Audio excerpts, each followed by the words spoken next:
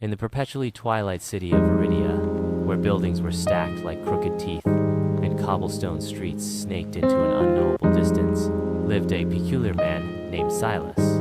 Silas wasn't a thief, nor a murderer. His trade was far more esoteric, sold shadows. Not the literal darkness cast by objects, but the shadows of emotions, memories, and regrets. He'd set up shop in a forgotten alley, his stall a rickety table draped with a velvet cloth the color of a bruised plum. His wares weren't displayed. They were felt, sensed, a subtle shift in the air around his table. One day, a woman named Alara, cloaked in a somber gray, approached his stall. Her eyes, the color of a stormy sea, held a profound sadness.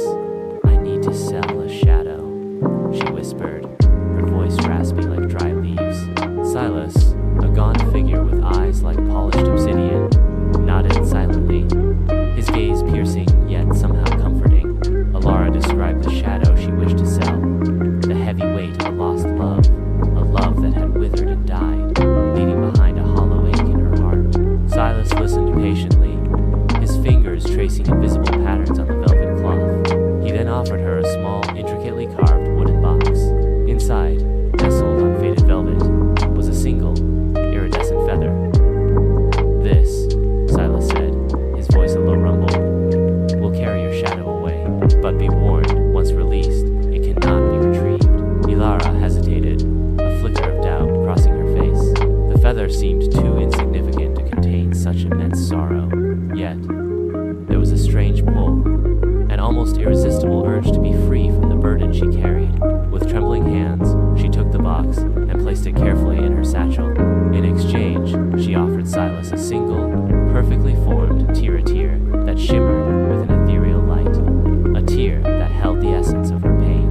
As Ilara walked away, Silas watched her, a faint smile playing on his lips. He wasn't sure where the shadows went, or what happened to the tears he collected, but he knew one thing. Each transaction was a subtle shift in the balance of Viridia's surreal reality. His business wasn't about profit, it was about facilitating change, a slow, almost imperceptible metamorphosis of the city and its inhabitants. He was the architect of Viridia's emotional landscape, a silent weaver of destinies, one shadow, one tear at a time. His work was strange, perhaps even unsettling, but it was undeniably necessary in this city, where the line between reality and dream blurred into an indistinguishable haze. The city, after all, ran on shadows, and Silas was its keeper.